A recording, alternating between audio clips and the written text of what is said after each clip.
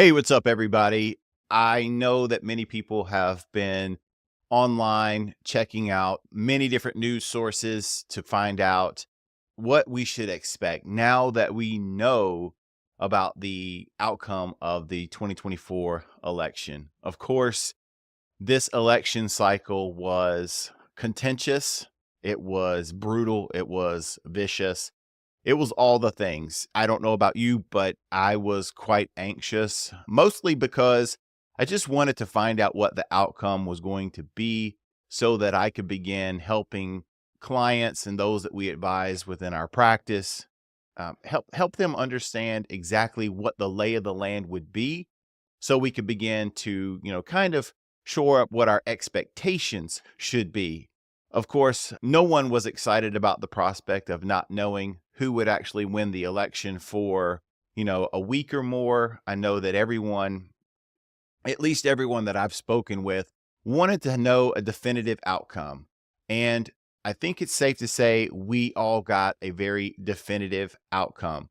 At the time of this recording, the Trump administration has clearly won the election. We now have President elect Donald Trump, and we also have a Republican controlled Senate and what's looking to be a Republican controlled House.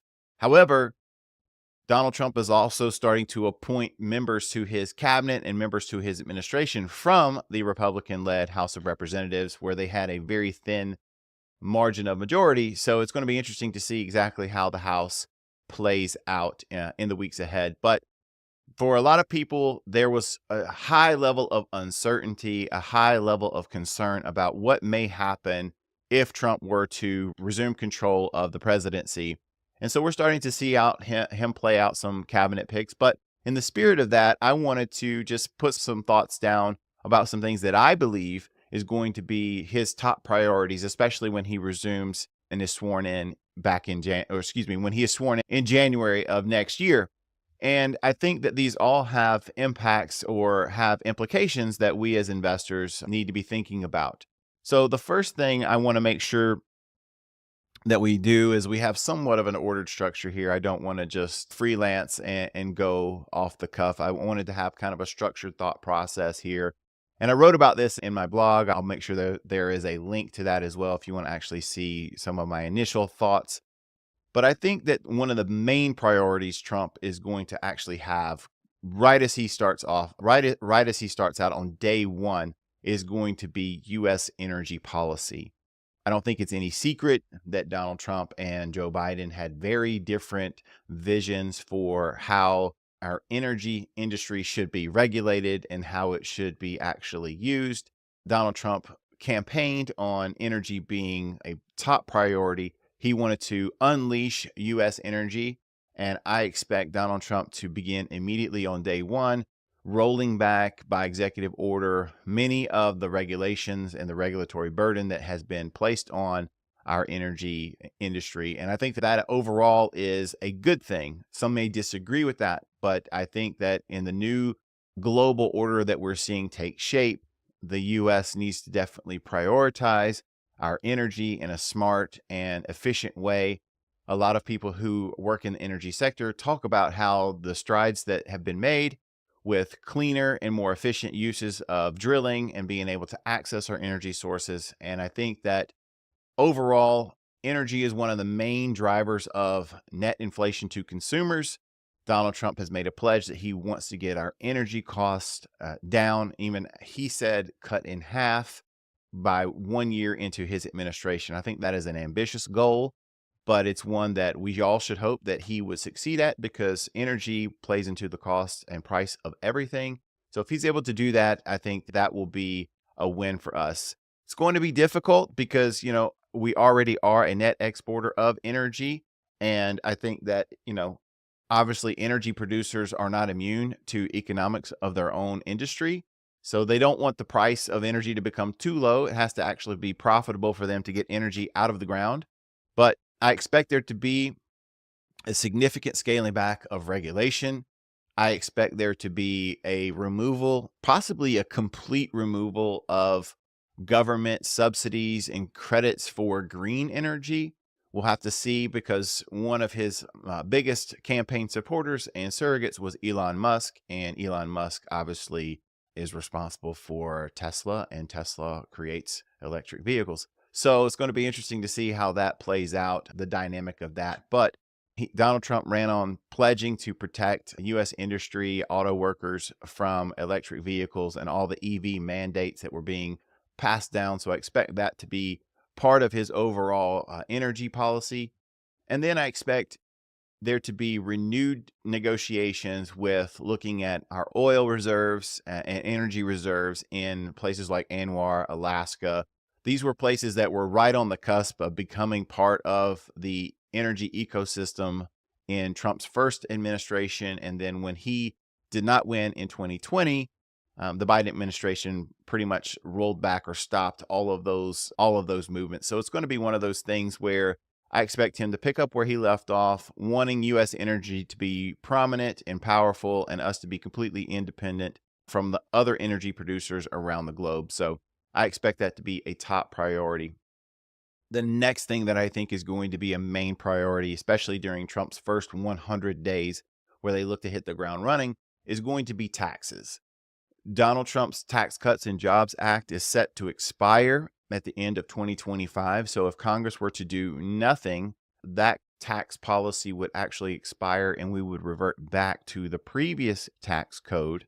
This would result in a raise in marginal federal tax brackets, which by default, or I guess by definition, would result in a marginal increase in a lot of people's taxes. I know that is not something that Donald Trump wants.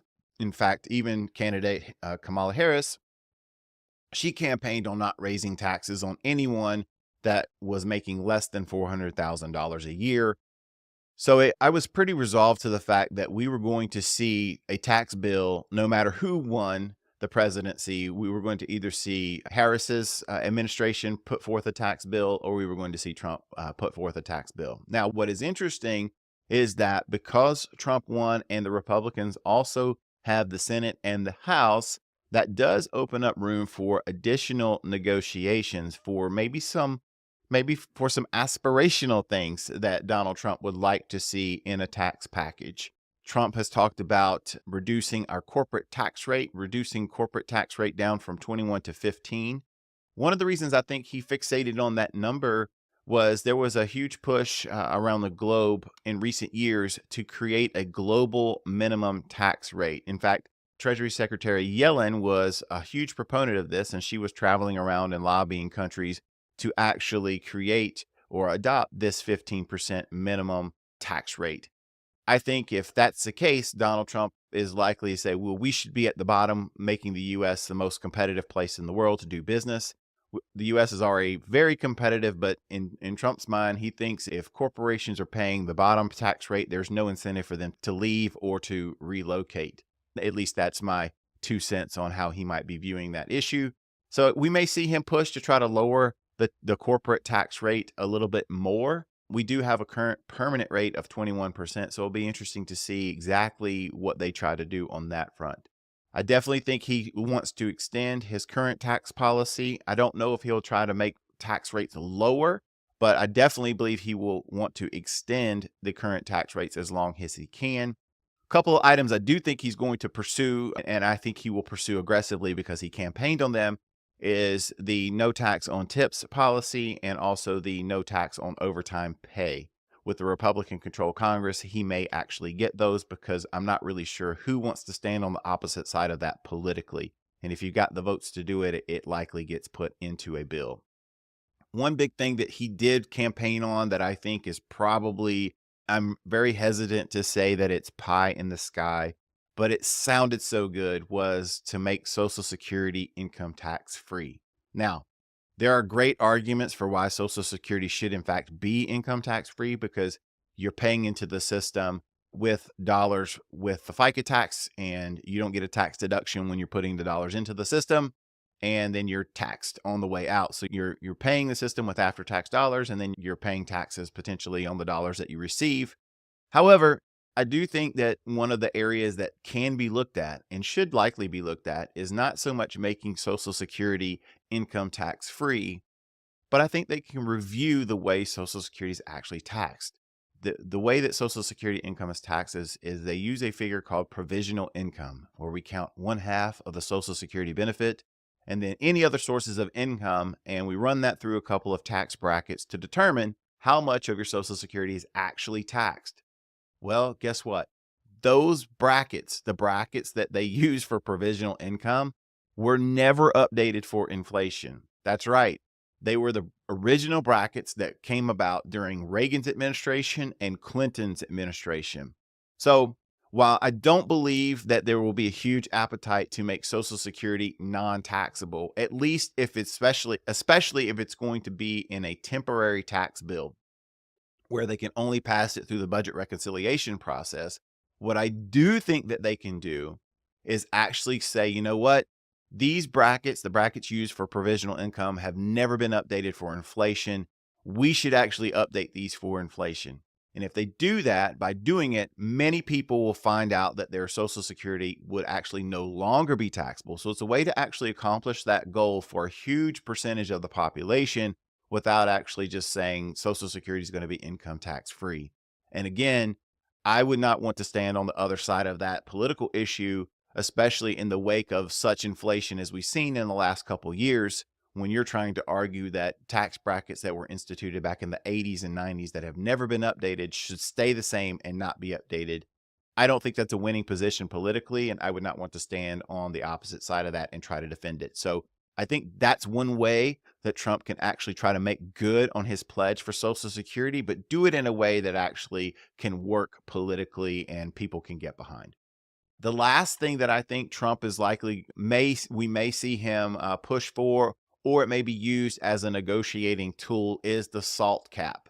In the original Tax Cuts and Jobs Act package, Trump argued that a lot of high income tax states were effectively being subsidized by the federal government because state income taxes were being deducted against what you would owe for federal taxes. And so I think that cap that they put in at $10,000, obviously it hurt a lot of blue states in a big way, but it also hurt a lot of higher income earners in red states. And some of those earners actually saw a tax rate increase because they could no longer deduct their state and local taxes from their tax returns. So what I would expect to see again is that may be revised upward, not only for inflation, but they just may put a higher cap on that and bring a little tax relief to some people in blue states and also some higher earners in red states. So I think there's a lot to negotiate. I think there's a lot of things that are going to be on the table now because of a Republican-led Congress that may or may not have been very feasible had there been a divided Congress. So it's going to be interesting to watch and see exactly how Trump and his team navigate this. I fully expect there to be a tax bill on the table within the first 100 days. I would be shocked if they don't already have the package taking shape right now as they're preparing for his transition team, because I know this is something that he's going to want to hit the ground running with as soon as possible. The last piece, it should come as no surprise. I fully expect that Trump is going to make good on, or at least attempt to make good on his campaign promises as it relates to immigration. In many cases, a lot of political pundits believe that this was or could have been the winning issue for him in the election, and that is addressing our crisis at the border, closing the border, of course, but also beginning the process of removing many of the illegal immigrants that are in our country. The hard part about this is going to be the humanitarian side and the PR side. It's not going to look good to see people getting deported. I fully expect there to be news coverage to show, just how heart-wrenching it is to see people being deported from the country. But at the same time, I think that one of the things everyone needs to consider is the economic impact of having illegal immigrants in our system. Now, that may not be the most heartfelt way to approach the subject, but again, I'm thinking about things that impact us economically and also impact the growth prospects of our country. So yes, there are immigrants that definitely come here and they work hard. And I do think that there needs to be a massive overhaul of how we do immigration. I think we in the United States should be wanting immigrants to come here. I think we should be wanting to attract the best and brightest immigrants from around the world to want to come here and bring their skills and their families and come here to grow and prosper here in the United States. And I think that's something that they should absolutely be taking a look at in Washington. But I do think that the illegal immigrants that are here, especially some of the more violent criminals that have come over, those are going to be the top priority of the Trump administration. And I expect that they're to be moving quickly on closing the border and beginning that process as soon as possible. Again, with a Republican led Congress, it's going to be interesting to see if there are any defectors from Trump wanting to do what he campaigned on. But I fully expect, with the mandate that he got with winning the popular vote and the large win in the Electoral College, he's going to have a pretty open runway as far as it comes to being able to implement his agenda, at least in the first, 1 year or so of his administration. But again, I don't have a crystal ball. These are just my thoughts and what I think may happen. Would love to hear what you're thinking as well. There are going to be some other interesting things that I think will take shape. And again, I'm looking at the economic and personal finance impact of all of this. But one of the things that I think is really interesting is RFK Jr. and the Make America Healthy Again movement that he's going to possibly be heading up. I don't know. He had, at the time of this recording, he has not yet put out a specific role or had a specific role named for him in the Trump administration. So I'm sure that will be forthcoming. But I believe he's going to be over something related to the health and wellness of Americans. And, I would love to see this is my personal biases completely being a parent with children. I would love to see them get the garbage and the additives and all the carcinogens and junk that is in our food out of our food. There's stuff that is illegal to be in food in Europe and other places in the world, but yet somehow it's legal to have in our food supply here in America. The other thing that I would love to see, and this is again my personal bias, I would absolutely love to see pharmaceutical commercials removed from television advertising. We are the only country in the world, other than New Zealand, that allows drug companies to advertise on television like they are selling us direct to consumer products. And I just think that is a misleading message. We should want people to be healthy, and we should want doctors to be helping people get on a road to healthy and wellness, not people going into the doctor already thinking of a pill that they saw on TV that they would like to be prescribed. That's just me. Don't judge me too harshly for it, but I'm willing to stand on it with 2 feet. So anyway, thank you so much for tuning in. Hopefully, you are excited about the opportunity for there to be some stability. You're excited about there to be no more political commercials on television. And if you were not in favor of Trump's win, if you were not in favor of the Republican-led administration, all I can say is that stability in DC is good for all of us one way or another. And I think that, Trump winning in the way that he did, it's one of those things that it should create some stability, because no one's going to be denying the outcome of the election, even if they did not like the outcome of the election. And I think that's good for all of us. So in the meantime, let's continue to do what we got to do. Let's take care of business. Let's execute on our financial plans, and let's be happy and let's prosper. Take care. Bye.